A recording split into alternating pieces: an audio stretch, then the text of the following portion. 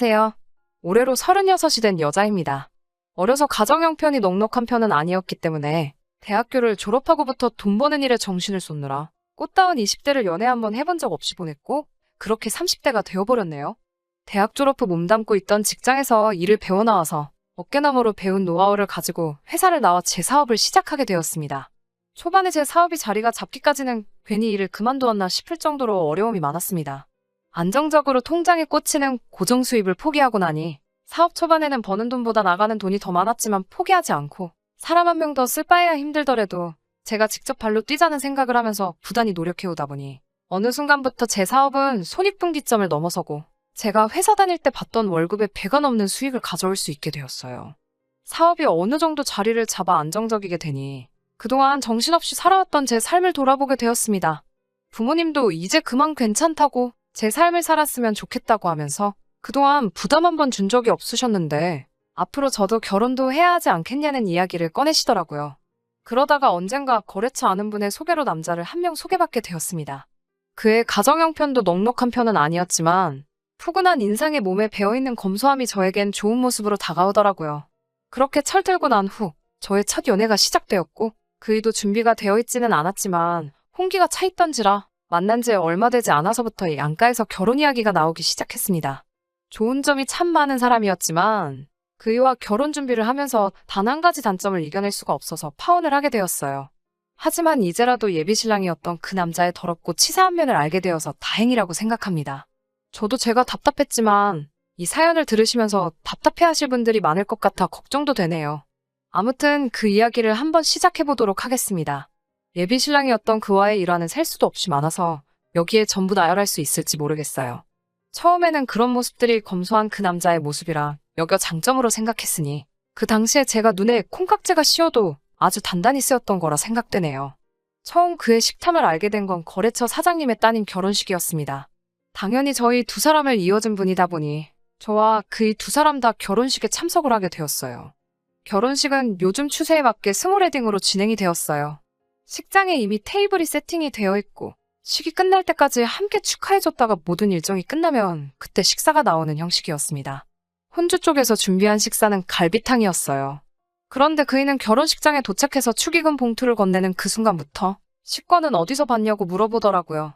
식이 끝날 때 앞앞이 식사가 나온다는 설명을 듣자 그는 그때부터 실망한 표정을 감추지 못했습니다. 결혼식이 진행되는 내내 왜 뷔페로 하지 않은 거지? 하면서 혼잣말로 불만을 계속해서 토로했어요. 식사에서부터 불만이 많았던 그이와는 반대로 저는 이런 결혼식이 참 마음에 들었거든요.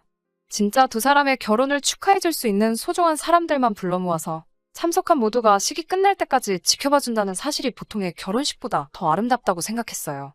정성스레 인원수대로 준비한 갈비탕 또한 대량 조리한 뷔페 음식보다 훨씬 정성 있고 맛있을 거라 생각했지요.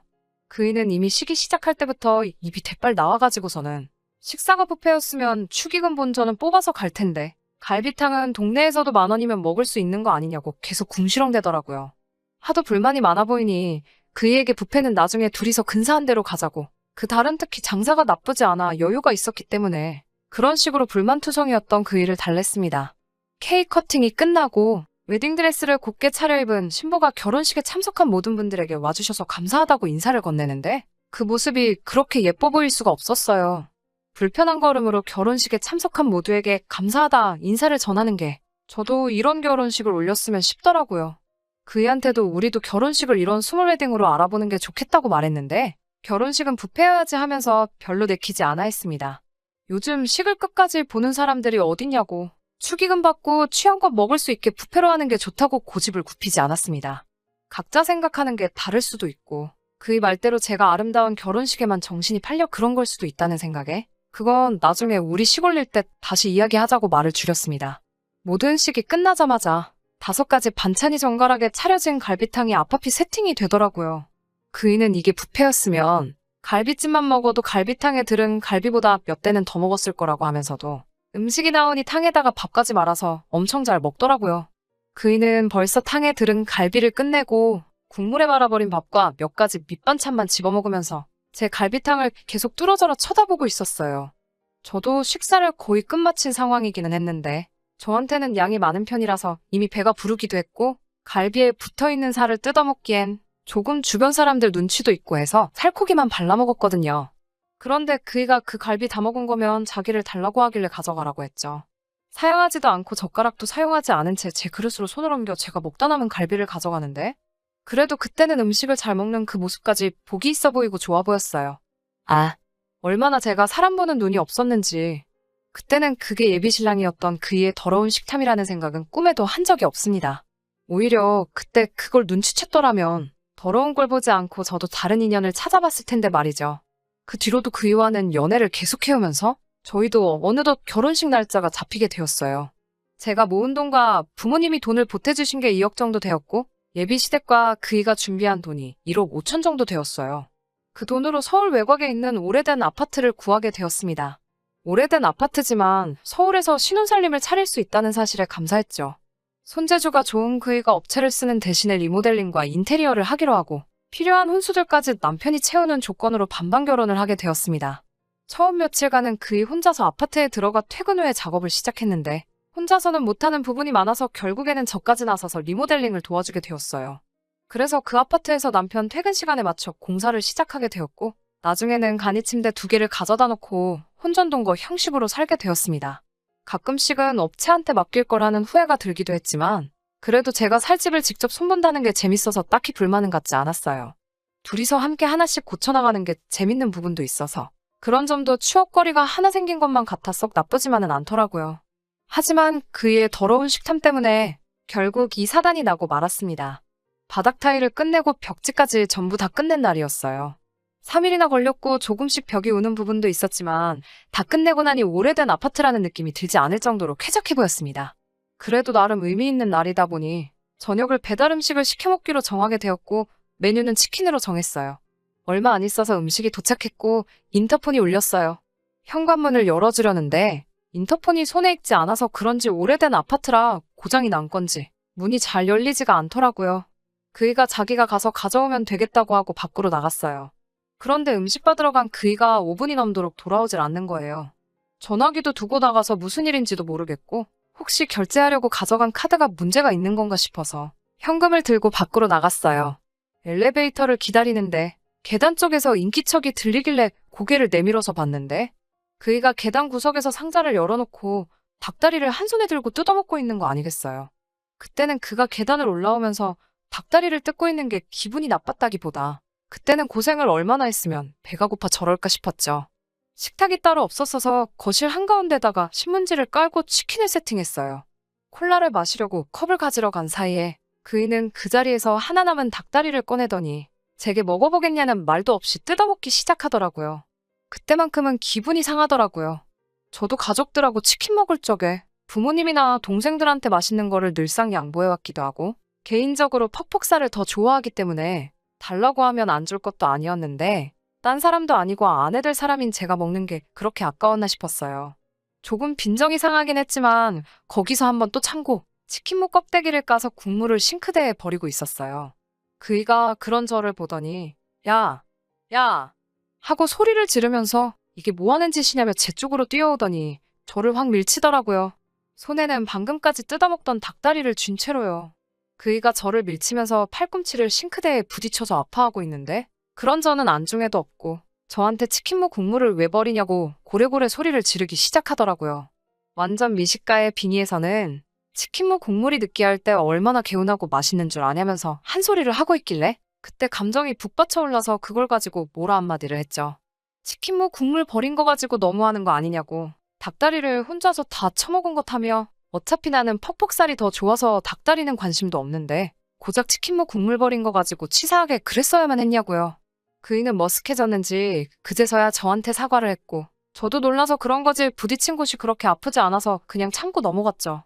그런데 그이는 제가 용서해줬다는 사실보다 제가 퍽퍽살 위주로 먹는다는 말이 더 기분이 좋았었나 봐요.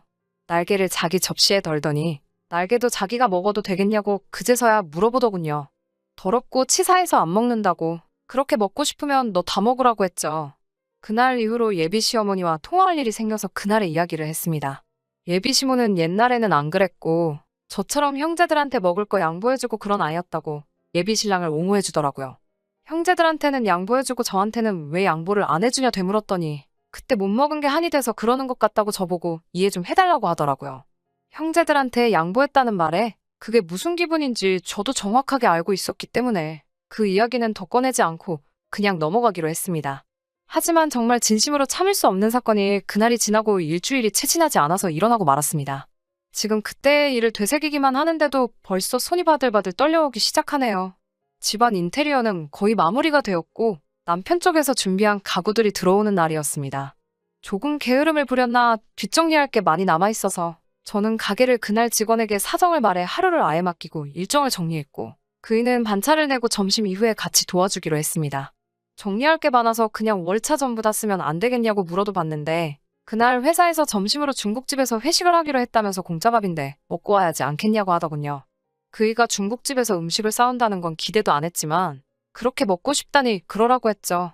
그이를 출근시키고 아침 내내 정신없이 청소하는데 시간을 다 보냈습니다. 그러고 나니 조금 허기가 지더라고요. 냉장고에 뭐라도 있나 싶어서 열어봤는데 언제 사놓은 건지 편의점 김밥이 한 줄 있더라고요. 뭐 해먹기도 귀찮고 김밥이면 간단하게 먹을 수 있으니 그걸 꺼내 먹었어요. 편의점 김밥이라 그런지 김밥 속은 거의 없고 김하고 밥밖에 없는 게 맛도 더럽게 없었습니다.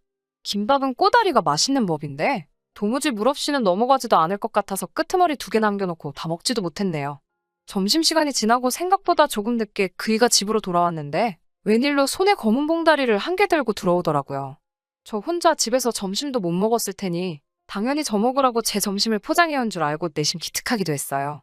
그런데 그이는 싱크대 옆에 제가 먹다 포기한 김밥을 보더니 돌변해서는 너가 이걸 왜 먹냐고 하면서 불같이 화를 내기 시작하는 것 아니겠어요. 그 모습에 살짝 겁이 나서 정리하고 나니까 허기가 져서 먹었다고 자초지종을 이야기하는데 제 이야기는 들을 생각도 없이 핸드폰으로 편의점을 검색하더니 여기 가서 당장 똑같은 걸로 다시 사오라고 하더군요. 집 근처에 똑같은 편의점이 있지만 집에서 꽤 떨어진 다른 아파트 단지에 있는 같은 이름의 편의점으로 가라고 하는 말에 뭐하러 거기까지 가야 하냐 물었더니 집 근처에 있는 편의점은 자기가 전날 마지막 남은 걸 사온 거니 여기에 가야 있을 거라고 하면서 입에 아주 개거품을 물면서 성질을 부리길래 저도 오만정이 떨어져서 제가 김밥을 왜 사오냐고 같이 화를 냈어요. 배고파서 김밥 좀 먹었기로서니 이런 식으로 나오는 게 어딨냐고요. 한참을 그걸로 티격태격하다가 그이가 포기했는지 휙 하고 돌아서서는 그이가 들고 온 검은 봉지를 주섬주섬 열더라고요. 그 안에는 중국 음식이 아니고 웬 시장에서 파는 것 같은 떡볶이가 들어있었어요. 그이의 뒤에다 대고 떡볶이 사왔으면 그걸 먹으면 되는 걸 고작 김밥 한 줄 가지고 딴 사람도 아니고 결혼할 상대한테 너무하는 거 아니냐고 성질을 내고 있으니 그이가 떡볶이 포장을 뜯더니 싱크대에 부어버리더라고요. 그 모습에 그건 또 왜 버리냐고 화를 냈더니 너는 아무것도 모른다면서 이 떡볶이는 그 김밥과 같이 먹으면 얼마나 맛있는 줄 아냐고. 그런데 제가 그 김밥을 먹어버려서 자기의 하루를 망쳤다고 노발대발 하더라고요. 저도 더 이상은 참을 수가 없어서 그이에게 내 집에서 당장 나가라고 소리를 고래고래 지르며 한바탕 했습니다. 그 와중에도 저한테 사과할 생각은 안 하고 현관문을 부서져라 쾅 하고 닫고는 나가버렸습니다. 얼마 안 있어서 예비시모한테 전화가 한 통 걸려왔어요. 저를 이해시키려고 별말도 안 되는 이야기를 하시길래 고작 김밥 한 줄 가지고도 앞으로 평생을 함께 보낼 사람한테 저 지경으로 달려드는데 같이 살았다가 무슨 봉변을 당하겠냐며 제 마음을 돌릴 생각은 추호도 없다고 이야기를 했죠. 진심 어린 사과를 기대했지만 예비시댁은 그 일을 시켜서 제 마음을 어떻게든 돌릴 생각은 하지 않고 아파트에 묶여있는 지들 돈 이야기부터 꺼내더군요. 제 사업장을 담보로 잡아 대출을 받던지 해서 그 돈은 고스란히 돌려줄 테니 앞으로 저에게 연락도 하지 말라고 했습니다. 벌써 이 이야기가 4년이나 지난 일이네요. 정말 여태껏 연애 한번 못 해본 게 제가 사람 보는 눈이 이렇게 안 좋았나 싶은 생각이 들 정도로 후회가 많이 남기는 합니다. 그래도 덕분에 요즘같이 집값이 미쳐 날뛰고 있는 서울의 아파트 하나는 건지게 되었네요. 저는 능력 있는 여자니까 그런 놈 말고 저를 진정으로 위해주는 사람을 만나라고 하늘이 저에게 그 사람을 보내준 게 아닐까요?